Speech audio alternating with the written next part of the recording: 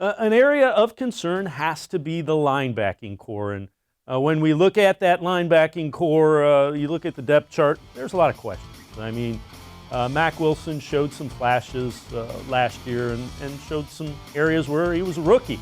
Sione Takitaki didn't really find the field, was mostly a special teams guy. But again, a second year guy. They did go out and sign BJ Goodson, a guy who, by all indications, will make tackles. They did draft one in Jacob Phillips, who led LSU in tackles but wasn't really the big name linebacker. You look at this depth chart, and linebacker is a question, without question. Let's welcome back in Ellis Williams, Browns beat reporter here on cleveland.com. And Ellis, when you look at that, what jumps out at just your thoughts when you look at the lack of experience? What do you see with the Browns linebacking core? Yeah, we shouldn't be that surprised that the room looks young and inexperienced. The Browns said what they were going to do at linebacker the moment they didn't extend Christian Kirksey or Joe Schobert. Schobert, excuse me. I went and looked at the top, 10, 12 linebackers coming into this free agent class, and regardless, depending on where you look, Schobert and Kirksey are both inside the top like 5 or 6, and Schobert's as high as 2 or 3 in a lot of those lists. So when you go down, you look at a guy like Blake Martinez, who ended up getting a 3-year, $30 million deal.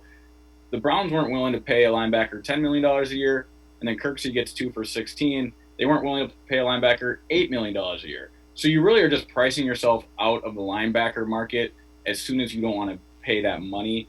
And then you're going to end up with what I just said, the inexperienced young group. And the Browns are clearly okay with that. Mac Wilson showed some signs last year. He was great in coverage, in zone coverage specifically, at Alabama. And then last year, his memorable play is that pick he had late in the year, covering the wide side of the field, playing strong side linebacker there to the field. And he made a great play. And that's what the Browns are hoping he can build on. He's also a talented blitzer. He wasn't asked to do that a whole lot last year until the D-line was a bit softer. And then they're going to have a guy like BJ Goodson come in and be the leader of this group just by age. I think he's only 26, 27 years old, but he is going to be the veteran in that room. And then there's a lot to like about Phillips. He's a project, sure, but talking with a columnist at the Advocate yesterday about both those LSU draft picks, he was quick to mention that Patrick Queen shot up draft boards because of the way he played in the college football playoffs. Not saying that Patrick wasn't deserving of his first round draft grade, but those 2 games and then him being defensive MVP in the championship propelled him up draft boards, where Phillips just kind of stayed where people thought he was going to be, third or fourth round pick. When you lead a team like the LSU Tigers in tackles, that's enough for people to look more like, okay, this guy's going to be a little more than special teams. You can see why Joe Woods wanted to acquire a talent like that. So though they're young, they're unproven, there's a lot in that room that can grow. And at the end of the day, if the Browns aren't happy with the linebacking unit they have, they can shake things up next year. These are a lot of 1-year deals. They're young or on rookie contracts.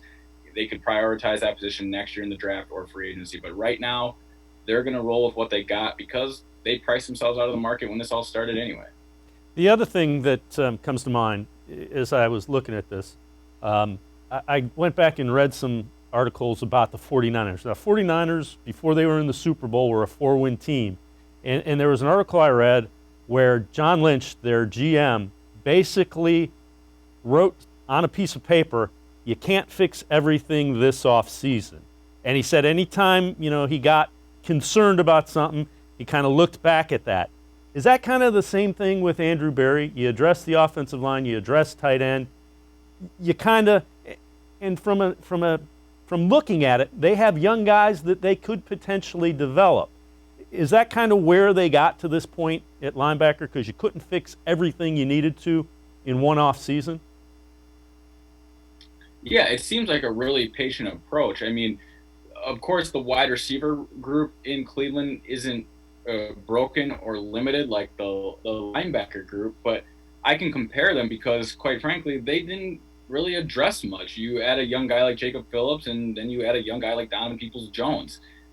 they are going to take a long-term approach and a long-term look at this, which makes you think that the era of, look, I don't need to tell Browns fans this, but the head coach and the GM last about 1.5 years on average in Cleveland. Everyone's aware of this, but it seems that Andrew Berry and Kevin Stefanski, Paul DePodesta are taking the long run on this. And that's how championship teams are born. You just referred to the San Francisco 49ers, and like the Colts, those are the models now, or the Eagles. And Andrew Berry spent a year there, So that's how they're looking at this. And rather than getting money tied up at a position with guys you don't completely love, I mean, Blake Martinez at 3 years, $30 million.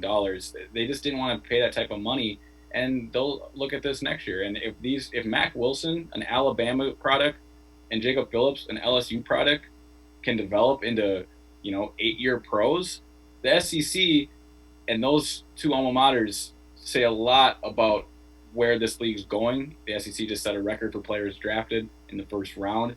If those are your two guys at linebacker, that's not a bad tradition to have and a good pedigree to come from. So they're cool with it, and we're going to find out a lot early on, and they're going to keep getting tested and expect some bumps and bruises. That's why they have Myles Garrett. That's why they have Denzel Ward. They've got some bigger names on defense to cover up for their inefficiency at linebacker while these young men grow.